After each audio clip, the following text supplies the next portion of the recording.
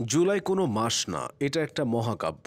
এই জুলাই যতবার আসবে আওয়ামী লীগ ঠিক ততবার কাঁদবে। আওয়ামী লীগের জন্য শোকের মাস হলেও ছাত্র জনতার কাছে জুলাই এক বিপ্লবের মাস, বীরত্বের মাস। আগস্টে গিয়ে পতন হয়েছিল বটে, তবে হাসিনার বিদায় ঘণ্টা বেজে গিয়েছিল এ মাসেই। তাই ক্যালেন্ডারে শুধু একটা পাতা হলেও দেশের মানুষের কাছে জুলাই এক ঐতিহাসিক অধ্যায়, যার পরতে পরতে প্রতিরোধের গল্প। কেমন ছিল ২০২৪ সালের জুলাইয়ের সেই দিনগুলো? এক বছর পেছনে ফিরে তাকানো যাক। সবকিছু শুরুটা হয়েছিল ২০২৪ সালের ৫ জুন, যখন হাইকোর্ট এক রায়ে সরকারি চাকরিতে ৩০% মুক্তিযোদ্ধা কোটা পুনর্বহালের নির্দেশ দেয়। এই খবর ছড়িয়ে পড়ার পর সাধারণ শিক্ষার্থীদের মধ্যে ব্যাপক ক্ষোভ সৃষ্টি হয়। তারা একে বৈষম্যমূলক ও অন্যায্য হিসেবে উল্লেখ করে সোচ্চার হতে থাকেন। তবে ঈদের ছুটির কারণে সেটাই সাময়িক বিরতি চলে আসে। এরপর ১লা জুলাই শিক্ষা প্রতিষ্ঠান খোলার দিন থেকেই আন্দোলন ফিরে আসে দ্বিগুণ শক্তি নিয়ে। শিক্ষার্থীরা বৈষম্য বিরোধী ছাত্র আন্দোলন নামে একটি প্ল্যাটফর্ম গঠন করেন, যা দ্রুতই জাতীয় আন্দোলনের রূপ নেয়। নেতৃত্বহীন কাঠামো এবং সম্মিলিত অংশগ্রহণের মাধ্যমে এই আন্দোলন হয়ে ওঠে নতুন ধারার গণসংগ্রাম। ৪ জুলাই আপিল বিভাগ কোটা ইস্যুতে হাইকোর্টের রায় বহাল রাখে। তাই পরদিন থেকে শুরু হয় ব্যাপক বিক্ষোভ এবং সড়ক অবরোধ ও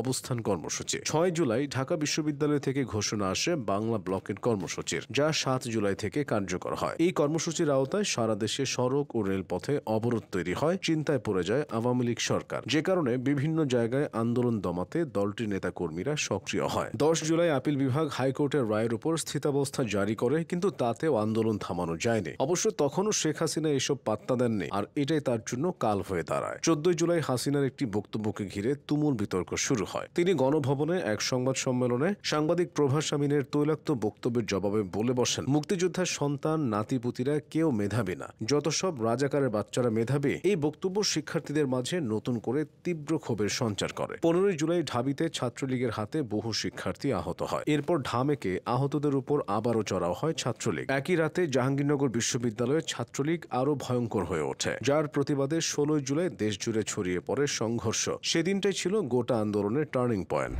রংপুরে রোকেয়া বিশ্ববিদ্যালয়ের শিক্ষার্থী আবু সাইদ বুক প্রসারিত করে প্রাণ বিলিয়ে দেন, আর তাকে করার ভিডিও ছড়িয়ে পড়ে সামাজিক যোগাযোগ মাধ্যমে। এর পরপরই জনতার ক্ষোভ অগ্নিগর্ভ হয়ে ওঠে। ওই রাতে সব শিক্ষা প্রতিষ্ঠান বন্ধ ঘোষণা করে সরকার, কিন্তু তাতে আন্দোলন থামেনি, বরং শিক্ষার্থীরা বিশ্ববিদ্যালয় ক্যাম্পাস থেকে ছাত্রলীগ নেতাকর্মীদের বের করে দেন, ঘোষণা করেন রাজনীতিমুক্ত ক্যাম্পাস। ১৭ ও ১৮ জুলাই আন্দোলনে যুক্ত হন প্রাইভেট বিশ্ববিদ্যালয়ের শিক্ষার্থীরাও। ঢাকা শহর তখন রূপ নেয় এক রণক্ষেত্রে। সেদিন কমপ্লিট শাটডাউন কর্মসূচির আওতায় সারা দেশে আন্দোলনের জোয়ার ঘটে। অন্যদিকে পুলিশের প্রাণ হারাতে থাকে একের পর এক মানুষ। পরিস্থিতি সামাল দিতে না পেরে বন্ধ করে দেওয়া হয় ইন্টারনেট সংযোগ, শেষমেশ জারি হয় কারফিউ সেনাবাহিনীর নামে রাস্তায়। কিন্তু এত কিছুর পরও শিক্ষার্থীরা হাল ছাড়েননি, বরং বিভিন্ন শ্রেণী পেশার মানুষ আন্দোলনে যোগ দিয়ে এটিকে জাতীয় পর্যায়ে নিয়ে যায়। এক পর্যায়ে জুলাই পার হয়ে যায়, কিন্তু প্রতিবাদের এই ঢেউ থামেনি। ৩রা আগস্ট শহীদ মিনারের সমাবেশে ঘোষণা আসে সরকার পতনের এক দফা। ৪ আগস্ট ঘোষিত হয় মার্চ টু ঢাকা কর্মসূচি, যা একদিন এগিয়ে এনে নির্ধারণ করা হয় ৫ আগস্ট। এটা সেই দিন যা বিবেচিত হয় ৩৬ জুলাই হিসেবে। ওই দিনেই লাখো মানুষ ঢাকায় সমবেত হয়, পথে নামে প্রাণের ভয় উপেক্ষা করে। বিপদ বুঝতে পেরে সেদিন দুপুরের আগেই শেখ হাসিনা দেশ ছেড়ে পালিয়ে ভারতে চলে যান। বছর ঘুরে জুলাই আবারও এসেছে, ফিরে এসেছে প্রতিরোধ ও বিজয়ের সেই স্মৃতিগুলো।